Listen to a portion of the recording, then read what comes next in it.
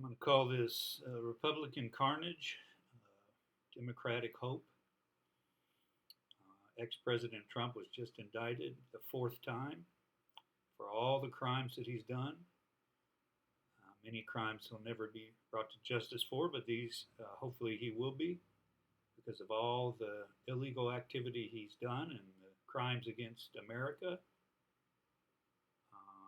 crimes against democracy and humanity,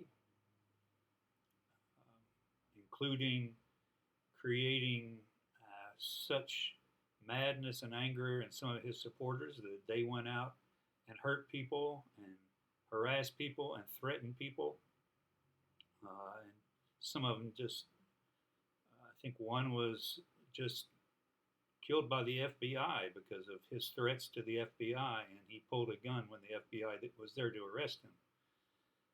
So I think some psychologically unbalanced people are being led astray by a lot of the right-wing rhetoric and media that promotes anger and attacking Democrats and democracy instead of really looking at the biggest issues, which is concentration of wealth into the billionaires' hands. And many of those billionaires are funding the chaos. So you're not going to talk about redistribution of wealth, which has already happened. It's been redistributed to the rich from the many, and now we need to redistribute it back to the many. Called equality. We used to really believe in equality more than we do now. But it's amazing that this guy, Republicans still support him. Republicans like to say that they are more religious than Democrats. They believe in Jesus more, but Jesus was very peaceful and did not like to judge people like for homosexuality. I don't know exactly what he said about that. He didn't say much about it. He was more into don't judge other people. It's easy to see dust in your neighbor's eye, not the log in your own. And he who throws the first stone, let him be without sin. So this judgment of others, which a lot of the right-wing media is so angry and hateful and deceitful, much like a lot of autocratic leaders have been in the past, and even happening today all over the world, in India or in Israel or in China, or you can name probably 1,000 or 100 different countries where the leaders are promoting anger and hatred toward a group so they can stay in power and even consolidate power and get rid of their opposition. Instead of calling them opposition, they'd call them enemies. Let's get rid of these enemies. But the real enemy of the state in America has been Trump and his promoters for the last 6 years at least. All the anger and hatred and violence and harassment, the attack on America, the attack on elections, the attack on democracy, 1/6/21, 140 police maimed, injured, one killed. I believe he had a heart attack when they were attacking him with clubs and mace and all the stuff that they brought, and the screaming, and I believe 2 or 3 committed suicide. One saying, this is worse than what I faced in Afghanistan or Iraq, what he faced in Washington, D.C. at the hands of a mob of madness, a Republican mob of madness. And the Republicans still won't own up to that. They still act like it wasn't a big deal and it was okay. And oh my goodness, for you to call yourself a moral majority, that's nothing but immoral. So I feel better about being a Democrat in that we're truthful about what is moral and what's immoral. And it's immoral what happened 1/6/21. And if you want to, and this is the guy that said he grabbed women, and because he's a star, you can sexually assault women. He's a star. And ended up being in the White House, a lot of pictures of evangelicals praying with him. Of course, a lot of pictures being praying together like they're real righteous.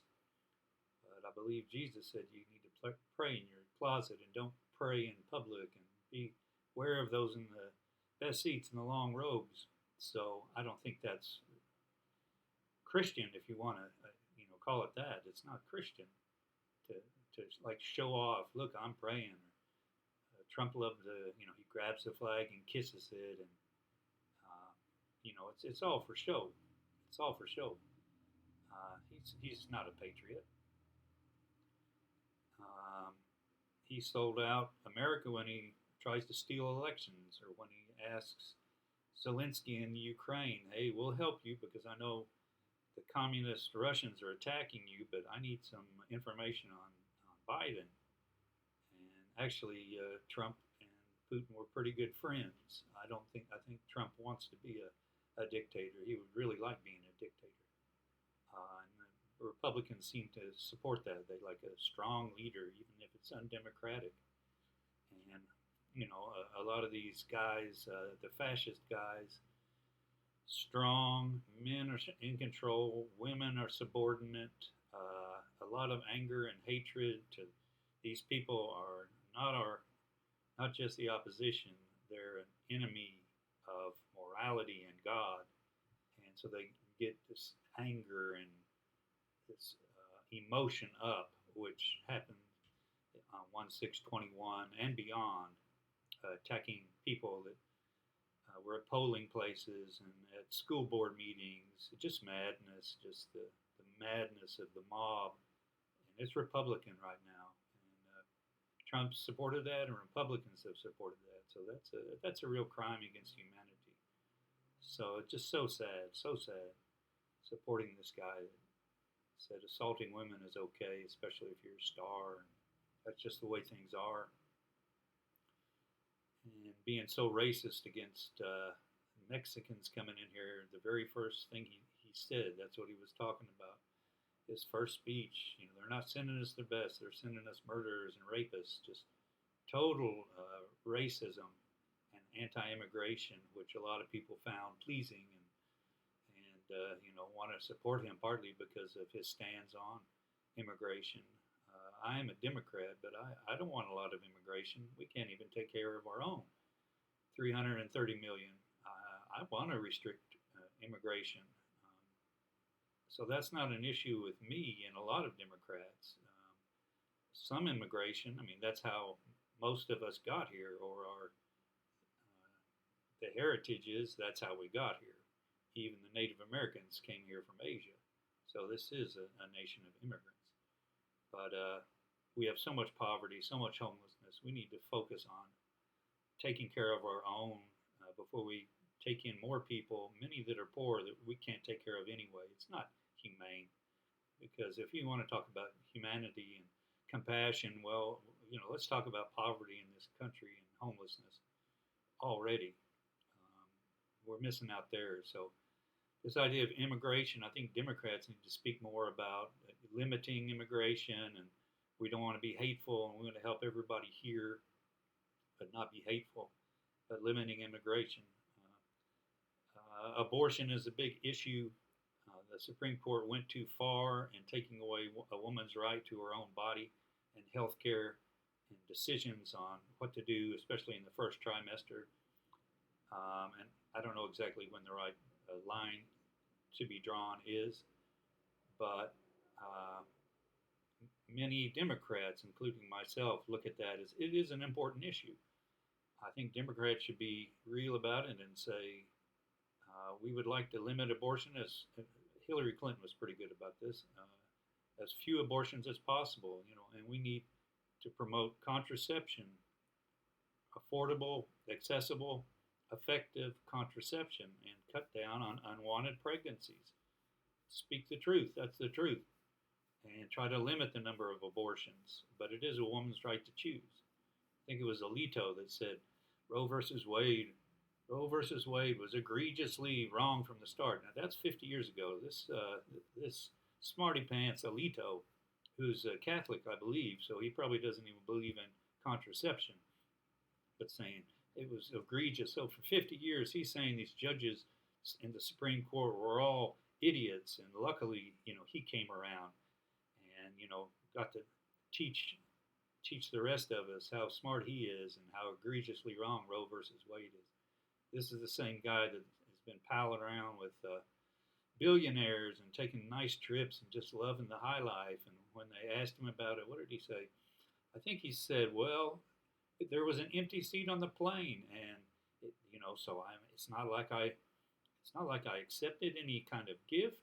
If I hadn't have gone, the seat would have been empty. I mean, it was like a fourth grader uh, giving an excuse to their parents and trying to say something just inane, idiotic.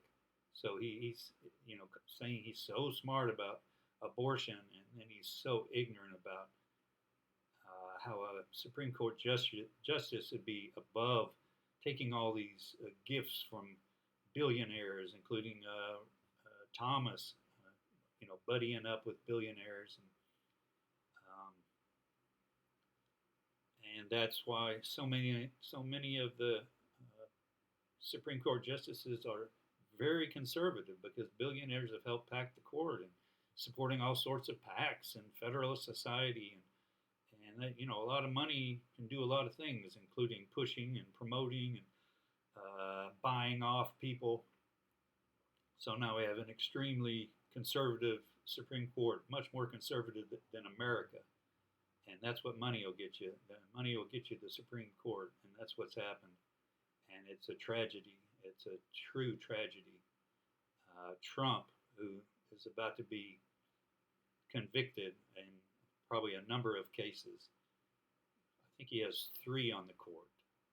3. And just to have this criminal have 3 on the court, it's just a sad. History will look at America in these years and just shake their head and go, wow, these guys were lost. Yes, we are lost. But Biden has done a much better job. Luckily, we have the Senate in the House of Representatives. They're trying to stop a lot of things and indict Hunter Biden. But I mean, he's the president's son. He wasn't the president for 4 years, and what he did is so small compared to all the things Trump has done. So you can't really compare those two. The two biggest. I'll go into the issue of guns too. We don't need automatic weapons and semi-automatic weapons, AR-15s, and I think there's a new thing you can put onto a pistol that makes that an automatic weapon. And we're just the madness of a country that has more guns than people. It's just it's gone way too far, and it's an emotional issue. And these people that a lot of times they'll have a bumper sticker on their car that says "I'm pro-life and I vote," or "I'm pro-gun and I vote." Well, one issue isn't America. America is thousands of issues. So to vote on one issue, you're easy prey for people like Trump, who will say, no gun, they're taking your guns, or no abortion, or no immigration. So that's 3.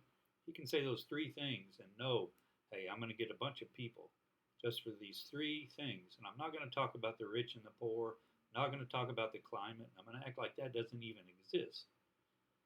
So the biggest two issues are inequality, concentration of wealth and poverty, and the climate. So you've seen since Reagan, the Republican idea of tax cuts for the rich, he called it the trickle-down effect. Well, it's still happening. As soon as Trump was elected, Trump and the Republicans cut taxes on the rich and the corporations.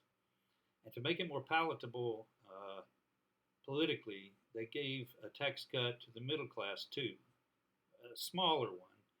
And the embarrassing thing about how idiotic America is, that one was supposed to, after a few years, it's gone. But the tax cuts on the rich, including Trump himself, and the corporations continue. oh, we've been fools. We've been had. We've been fools. Uh, and that's why it's like the roaring 20s when uh, these billionaires have so much money. Top 10% of Americans have 75% of the wealth. The bottom 60%, the majority of Americans own 3% of the wealth. It's a crime against humanity.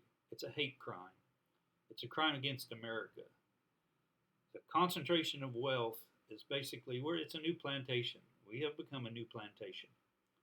And some of these hedge funds and private equity funds, billionaires are buying up a lot of the media, uh, different corporations, housing, medical care. So, yeah, it's becoming a, a plantation or the company town where you work for the company for low wages and then you also live in the company's housing for high rents and you pay company prices for whatever you're buying. It's time for America to wake up, wise up, be good citizens, be real, real Americans, real citizens, caring about each other and believing in this idea of equality. You know, it's easy to say all people are created equal. Well, but if you're created in the ghetto or you're created in the castle, it's much different, and that's what's happening. It's insane. Um, and the climate, again, the Republicans seem to be okay with letting the rich become richer and the poor become poorer, cutting taxes on the rich, and then saying we have to cut Social Security because we have a deficit, and the deficit is, draining Social Security. Well, yes, of course it is, because you're cutting taxes on the rich in all sorts of ways on their income. We don't have a wealth tax, all sorts of write-offs. So we're doing it to ourselves. We're just watching it and playing the fool. We're just playing the fool. But the climate, uh, in a way, it's the only thing that may shake us into humanity and into reality and into a civilized life, because the climate is real and it's coming for us all because we've destroyed the balance of nature arrogantly and indiscriminately. And Trump and a lot of the Republicans just say, "Oh, it's nothing." And man, if it doesn't sunshine doesn't if the sun doesn't shine, then I have no electricity. And they make jokes about it and they think it's funny. But burning fossil fuels has created this the hottest was it the hottest July in 120,000 years, and worse is yet to come because we continue it and we're slow to react and we don't react or we deny. Republicans have been denying climate change, just like they denied. He denied the election was right, even though 60 lawsuits said no, it is right. There's no, all you have no proof that anybody cheated anywhere. So if you say you believe in law and order, and then you say, oh, 60 judges were wrong, even though probably most of them are Republican, that's because you're calculating on how to keep things mixed up so people don't talk about the real issues or understand inequality and poverty and homelessness and concentrated wealth and all the luxury and the good life. There's a lot of people having really good lives, but it's only about 10 or 20% of Americans, and about 60% are having really rough lives and struggling just to, hey man, I can't pay rent. I can pay rent, but I can't pay the note on the car. Or I can pay the note on the car and rent, but we don't have any money for food, and we definitely can't go out and have any fun because we need to spend that on on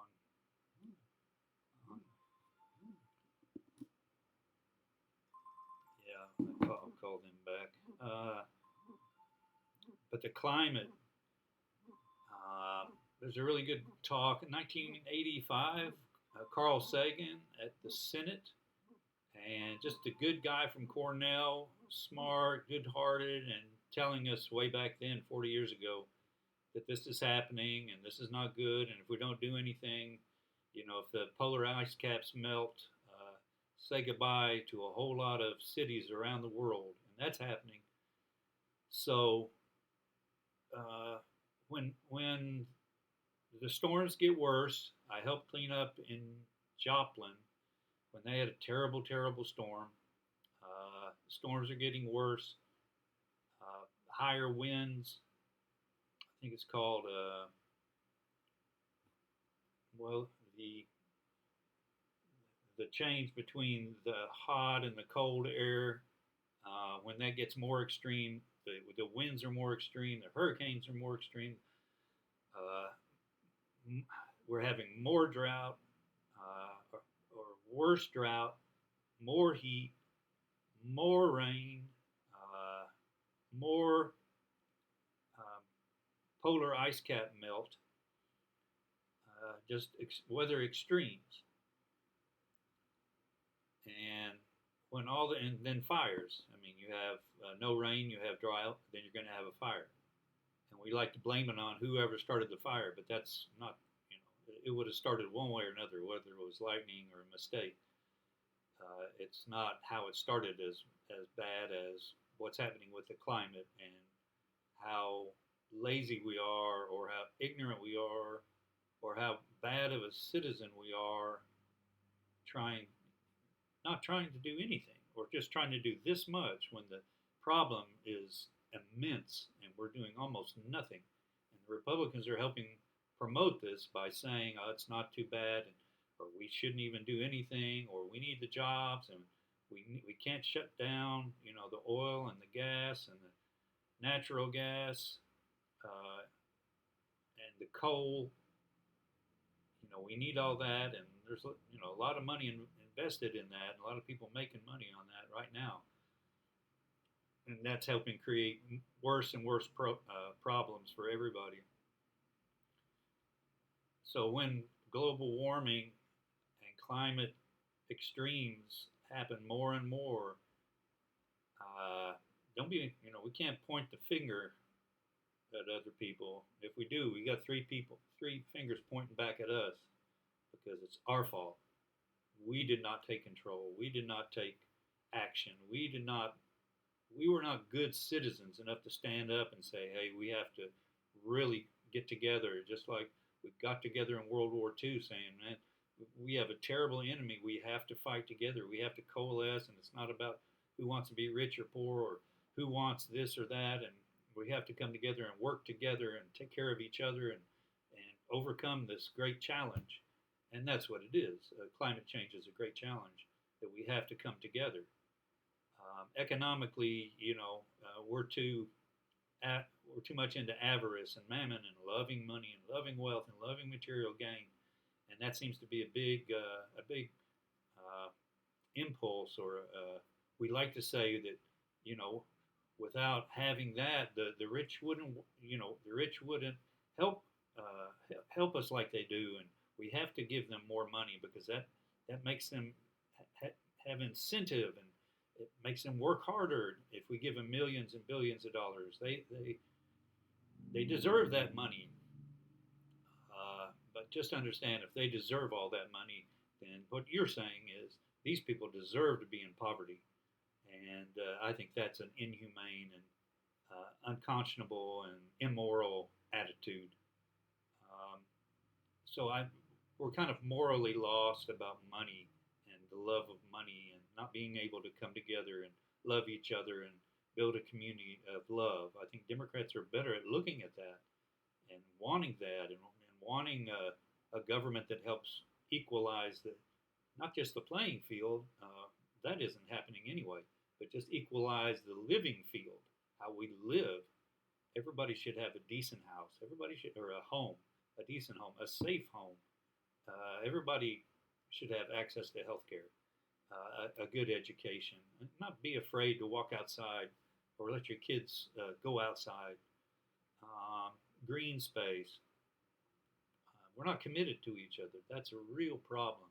Very selfish. What about me? What about my family? I want this. And so if the madness is all around you, you've got your own little thing. It's just so selfish and self-centered. And that's helped create this situation, dire situation we're in with such a concentrated wealth, so much poverty and homelessness, and at the same time, this climate catastrophe is happening.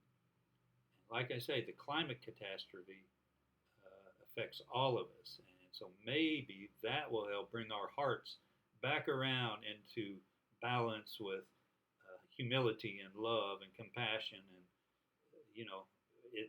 we're not there yet, but maybe that will bring us back around. I remember when New York, I believe, flooded a few years ago, and the lights went out, so you have no electricity, no heat or cooling, and I'm thinking, okay, everybody needs water, and there's a million people. Who gets the water?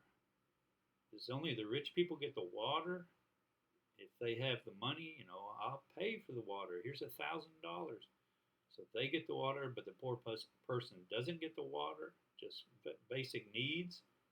When the climate makes everything, takes it all out, like it just happened in Hawaii, um, where when we're all on the same page or the same level, is it right for the rich to be able to say, wow, this is terrible, I'm out of here, I'm going somewhere else where I can still live well, this place is destroyed.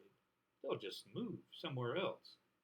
But most of the people won't have that ability, and they'll be stuck, maybe without just the basic necessities of life. And that can be due to drought, fire, lack of water, which is happening, uh, flood, hurricane, tornado. I live in a tornado area. And it's also interconnected and complicated. I believe the Colorado River, a lot of that is running dry, and communities who probably even shouldn't be out in some of those areas because it's a desert, they're running out of water supply. Part of it is we've taken so much out of the ground because we're not very humble at all, pretty arrogant about what we can do. We can do anything. Well, that's what climate change is. It's showing us we can't do anything we want to. But the Colorado River, I believe, like 70% of that goes to agriculture, and a lot of that is for livestock. Well, a pound of beef takes 2,000 gallons of water, and I like beef. But if as a society we say, man, we can't afford this much beef anymore. It's taken all of our water. It's creating some of the gases of climate change. We need to eat more of a plant-based diet. Sometimes you can't just be this arrogant guy saying, I'm going to do this, I'm going to do that. Well, what should we do? What should we do to help humanity and the planet? And at a certain point, you even have to say, for survival. Climate change is about survival. I think the polar ice caps may be gone, and if they're not gone, they're going to be pretty well gone. And the people on the coasts in the low-lying cities where there's millions and millions of people, they're moving. They're going to be moving. There's going to be a climate migration, and that's going to be challenging. And we're going to need to be grown-ups and good citizens to deal with all this. Some bad stuff is coming at us because of how we've lived our lives, and it's sad. But we have to rise to the occasion, and we have to be good citizens, and we have to be humane and compassionate and loving and caring and create the better civilization that we all deserve. We've been given this planet of Eden, this paradise in the middle of cold, dark space and lifeless space. For some reason, we're all here on this beautiful, such a beautiful planet. And human beings are so beautiful inside, but our systems have been corrupted, and we've been led astray, and we are astray. So hope, hope, hope. And I think the Democrats do better about that and dealing with the real issues of inequality and climate. I'll just start right there. They're the two biggest ones. And Democrats are much more grown up and realistic and hopeful about dealing with the problems we have to deal with, because otherwise it's just total destruction of civilized life, destruction of equality, and democratic society, and love. Basically, everything comes down to love, I think. Alrighty, enough preaching. Love you. I guess I have to sign back in. How long was that? Half an hour. Boy, you talk a lot, boy. Well, love y'all. Love this earth we're all on, and I'm learning too, and I'm hoping too, and I'm hopeful that we come around. It's not our fault. It's been going on for a long time, and climate change is happening now. It's at our feet. It wasn't at my parents' feet. My parents are gone. We need to deal with it, and that's not the only thing, but that's, as they say existential, which I'm kind of tired of that word. But that's talking about existence. There's not many existential issues, but climate change is, and you can look in a lot of areas about that. And it's about food, it's about water. So anyway, have hope, learn, help each other learn, vote for good policies. Policies create our society, and I won't be around that much longer, but I want to do something good while I'm here, including talking straight, talking real, and being hopeful and loving. My parents taught me that. Amen.